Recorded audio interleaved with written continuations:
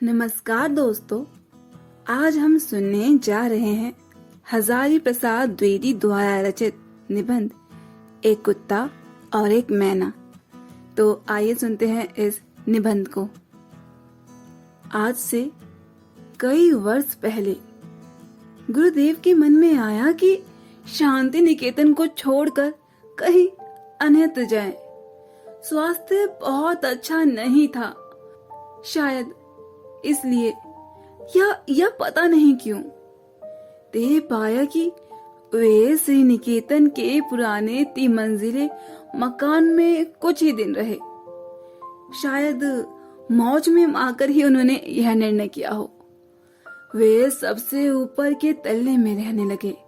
उन दिनों ऊपर तक पहुंचने के लिए लोहे की चकरदार सीढ़ियां थी और वृद्ध और क्षीण वपू रविंद्रनाथ के लिए उस पर चढ़ सकना असंभव था।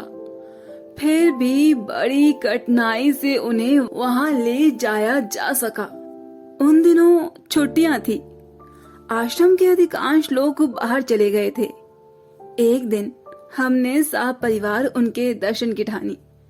दर्शन को मैं जो यहाँ पर विशेष रूप से दर्शनीय बनाकर लिख रहा हूँ, उसका कारण यह है कि गुरुदेव के पास जब कभी मैं जाता था तो प्राय वे यह कहकर मुस्कुरा देते थे कि दर्शनार्थी हैं क्या। शुरू में मैं उनसे ऐसे बांग्ला में बात करता था जो वस्तुतः हिंदी मुहावरे का अनुवाद हुआ करती थी। किसी बाहर के अतिथि को जब मैं उनके पास ले जाता था तो कहा करता था, एक भद्र लोग आपनार दर्शन ने जन्ने ऐसे छे। यह बात हिंदी में जितनी प्रचलित थी उतनी बांग्ला में नहीं, इसलिए गुरुदेव जरा मुस्कुरा देते थे। बाद में मुझे मालूम हुआ कि मेरी यह भाषा बहुत अधिक पुस्तकें है और गुरुदेव ने उसे दर्शन शब्द को पकड़ लिया था। इसलिए जब कभी मैं असमय में पहुंच जाता था तो वे हंसकर पूछते थे, दर्शनार्थी लेकर आए हो क्या?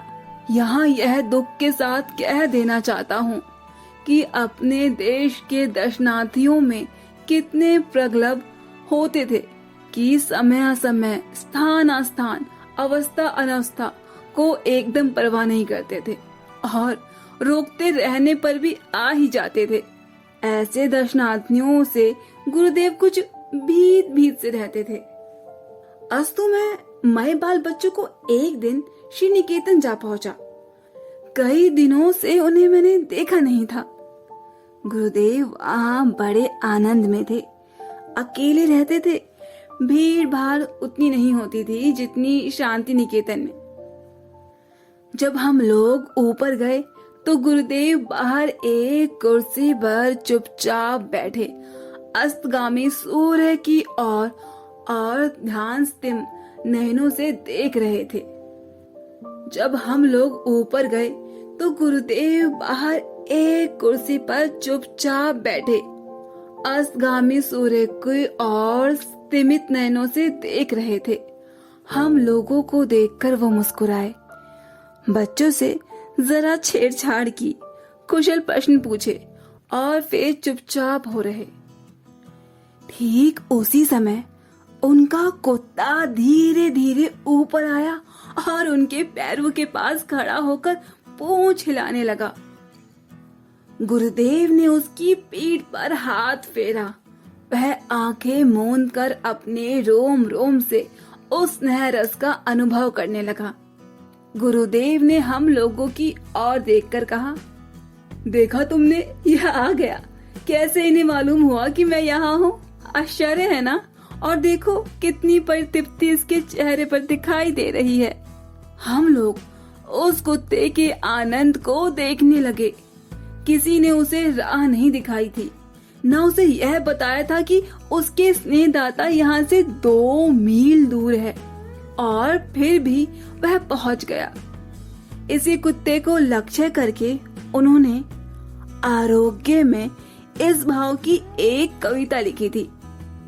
प्रतिदिन प्रातःकाल यह भक्त कुत्ता स्तंभ होकर आसन के पास तब तक बैठा रहता था जब तक अपने हाथों के स्पर्श से इसका संग नहीं स्वीकार करता। इतनी सी स्वीकृति पाकर ही उसके अंग अंग में आनंद का प्रभाव बह उठता है। इस वाक्यहीन प्राणी लोक में सिर्फ यही एक जीव है, अच्छा बुरा सबको भेद कर संपूर्ण मनुष्य को देख सका है, उस आनंद को देख सका है जिसे प्राण दिया जा सकता है, जिसमें अहेतुक प्रेम ढाल दिया जा सकता है, जिसकी चेतना असीम चैतन्य लोक में राह दिखा सकती है। जब मैं इस मूक हृदय का अप्राणपण आत्मनिवेदन देखता हूँ, जिसमें वह अपनी दीनता बताता रहता है, तब मैं यह नहीं सोच पाता कि उसने अपने सहज बोध से मानव स्वरूप में कौन सा मूल्य अस्वीकार किया है। इसकी भाषाहीन दृष्टि की करुण व्याकुलता जो कुछ समझती है उसे समझा नहीं पाती और मुझे इस सृष्टि में मनुष्य का सच्चा परिचय समझा देती है। इस प्रकार कवि की मर्मभेदी दृष्टि ने इस भाषाहीन प्राणी की करुण दृष्टि के भीतर उस विशाल मानव सत्य को देखा है जो मनुष्य के अंदर भी नहीं देख पाता। मैं जब यह कविता पढ़ता हूँ तब मेरे सामने श्री निकेतन के तितले पर की वह घटना प्रत्यक्ष हो जाती है। वह आंख मूंद कर अपरिसीम आनंद, वह मोह हृदय का प्राणपण आत्मनिवेदन मूर्तिमान हो जाता है। उस दिन मेरे लिए यह छोटी सी घटना थी, आज वह विश्व की अनेक महिमाशाली घटनाओं की श्रेणी में बैठ गई है। एक आश्चर्य की बात और इस प्रसंग में उल्लेख की जा सकती है। जब गुरुदेव का चिताभस्म कलकत्ते से आश्रम में लाया गया था, उस समय भी ना जाने किस सहज बोध के बल पर वह कुत्ता आश्रम के द्वार तक आया और चिताभस्म के साथ अन्य नए आश्रम वासियों के साथ शांत गंभीर भाव से उत्तरायण तक गया। आचार्य क्षिति मोहन सेन सबसे आगे थे। उन्होंने मुझे बताया कि वह चिता भस्म के कलश के पास थोड़ी देर चुपचाप बैठा भी रहा था। कुछ और पहले की घटना याद आ रही है। उन दिनों शांति निकेतन में नया ही मैं आया था। गुरुदेव से अभी तक दृष्ट नहीं हो पाया था। गुरुदेव उन दिनों सुबह अपने बगीचे में टहलने के लिए निकला करते थे। मैं एक दिन उनके साथ हो गया था। मेरे साथ और पुराने अध्यापक थे और सही बात तो यह है कि उन्होंने ही मुझे भी अपने साथ ले लिया था। गुरुदेव एक एक फूल पत्ते को ध्यान से देखते हुए अपने बगीचे में टहल रहे थे और उक्त अध्यापक महाशय से बातें करते जा रहे थे। मैं चुपचाप सुनता जा रहा था। गुरुदेव ने बातचीत के सिलसिले में एक बार कहा, अच्छा साहब, आश्रम के कौवे क्या हो गए? उनकी आवाज सुनाई नहीं देती। ना तो मेरे साथी उन अध्यापक महाशय को यह खबर थी और ना ही मुझे। बाद में मैंने लक्ष्य किया कि सचमुच कई दिनों से आश्रम में कौवे नहीं दिख रहे। मैंने तब कौवों की सर्वव्यापक पक्षी ही समझ रखा था। अचानक उस दिन मालूम हुआ कि भले आदमी भी कभी कभी प्रवास को चले जाते हैं या चले जाने को बाध्य होते हैं। एक लेखक ने कौवे की आधुनिक साहित्यों में उपमा दी है, क्योंकि इनका मोटो है मिस्चीफ फॉर मिस्चीफ, यानी कि शरारत के लिए शरारत। तो क्या कौवे का प्रवास भी किसी शरारत के उद्देश्य से ही था? प्राय एक सप्ताह के बाद बहुत कौवे दिखाई दिए। एक दूसरी बार मैं सवेरे गुरुदेव के पास उपस्थित था। उस समय एक लंगड़ी मैना फुदक रही थी।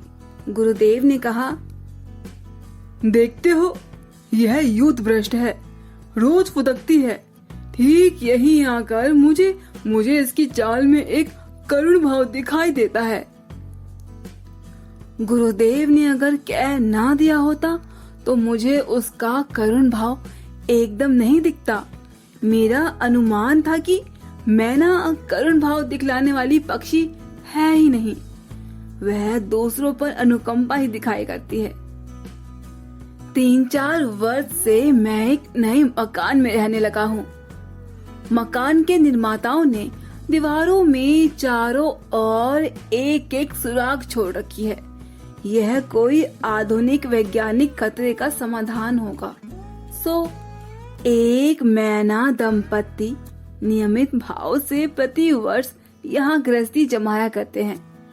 तिनकों और चीतड़ों का अंबार लगा देते हैं। भले मानस गोबर के टुकड़े तक ले आना नहीं भूलते। हैरान होकर हम सुराखों में ईंट भर देते हैं, परंतु वे खाली बची जगह का भी उपयोग कर लेते हैं। पति पत्नी जब कोई एक तिनका लेकर सुराख में रखते हैं तो उनके भाव देखने लायक होते हैं। पत्नी देवी का तो क्या कहना, एक तिनका लेकर आई तो फिर एक पैर पर खड़ी होकर जरा पंखों को फटकार दिया, चोंच को अपने ही परों से साफ कर लिया और नाना प्रकार की मधुर और विजय उद्घोषी वाणी में गान शुरू कर दिया। हम लोगों की तो उन्हें बिल्कुल भी परवाह नहीं थी। अचानक इसी समय अगर पति देवता भी कोई कागज या गोबर का टुकड़ा लेकर उपस्थित हुए तब तो और क्या कहना। दोनों के नाच गान और आनंद नृत्य से सारा मकान मुखरित हो उठा है। इसके बाद ही पत्नी देवी जरा हम लोगों की ओर मुखातिब होकर लापरवाही भरी अदा से कुछ बोल देती हैं। पति देवता भी मानो मुस्कुराकर हमारी ओर देखते, कुछ रिमार्क करते और मुंह फेर लेते हैं। पक्षियों की भाषा तो मैं नहीं जानता, पर मेरा निश्चित विश्वास है कि उनमें कुछ इस तरह की बातें हो जाया करती हैं। पत्नी: ये लोग यहाँ कैसे आए जी? पति: ओह, बेचारे आ गए हैं तो रहने दो ना, क्या कर लेंगे। पत्नी: ये लोग यहाँ कैसे आए हैं जी? पति: ओह, बेचारे आ गए हैं तो रहने दो, क्या कर लेंगे। पत्नी: लेकिन फिर भी इनको इतना ख्याल होना चाहिए कि ये हमारा प्राइवेट घर है। पति: आदमी जो है इसमें अकल ही कहाँ है। पत्नी: जाने भी दो। पति: और क्या। इस प्रकार की मैना कभी करुण हो सकती है, ये मेरा विश्वास ही नहीं था। गुरुदेव की बातें पर मैंने ध्यान से देखा तो मालूम हुआ कि सचमुच ही उसके मुख पर एक करुण भाव है। इस प्रकार की मैना कभी करुण हो सकती है, यह मेरा विश्वास ही नहीं था। गुरुदेव की बातें पर मैंने ध्यान से देखा तो मालूम हुआ कि सचमुच उनके मुख पर एक करुण भाव है। शायद यह विदुरपति था जो पिछले स्वयंवर सभा के युद्ध में आहत होकर परास्त हो गया था। यह विधवा पत्नी है जो पिछले विडाल के आक्रमण के समय पति को खोकर युद्ध में इस चोट खाकर एकांत विहार कर रही है। हाय, क्यों उनकी ऐसी दशा है। शायद इसी से मैना को लक्ष्य करके गुरुदेव के बाद में एक कविता लिखी थी, जिसके कुछ अंश का सार इस प्रकार है। उस मैना को क्या हो गया है, यही सोचता हूँ। क्यों वह दल से अलग होकर अकेली रहती है। पहले दिन जब मैंने देखा था तो सेमर के पेड़ के नीचे मेरे बगीचे में जान पड़ा जैसे एक पैर से लंगड़ा रही हो। इसके बाद उसे रोज सवेरे देखता हूँ, संगीहीन होकर कीड़ों का शिकार करती फिरती है। चढ़ जाती है बरामदे पर, नाच नाच कर चहल कदमी किया करती है। मुझसे जरा भी नहीं डरती। क्यों है ऐसी दशा इसकी। समाज के किस दंड पर उसे निर्वासन मिला है। दल के किस अविचार पर उसने मान किया है। कुछ ही दूरी पर और मैनाएं बकबक भी तो कर रही हैं, घास पर उछल कूद रही हैं, उड़ती फिरती हैं शीर्ष वृक्ष की शाखाओं पर इस बेचारी को ऐसा कुछ भी शौक नहीं है। इस बेचारी को ऐसा कुछ भी शौक नहीं है। इसके जीवन में कहाँ गांठ पड़ी है, यही सोच रहा हूँ। सवेरे की धूप से मानो सहज मन में आहार चुगती हुई झड़े हुए पत्तों पर कूदती फिरती है। सवेरे की धूप में मानो सहज मन से आहार चुगते हुए झड़े हुए पत्तों पर कूदती फिरती है सारा दिन। किसी के ऊपर इसका कुछ अभियोग है, यह बात बिल्कुल नहीं जान पड़ती। इसकी चाल में वैराग्य का गर्व भी तो नहीं है, दो आग सी जलती आंखें भी तो नहीं दिखती इत्यादि। जब मैं इस कविता को पढ़ता हूँ तो उस मैना की करुण मूर्ति अत्यंत साफ होकर सामने आ जाती है। कैसे कैसे मैंने उसे देखकर भी नहीं देखा, और किस प्रकार कवि की आंखें उस बेचारी की मर्मस्थल तक पहुंच गई। सोचता हूँ तो हैरान हो रहता हूँ। एक दिन वह मैना उड़ गई। सायंकाल कवि ने उसे नहीं देखा।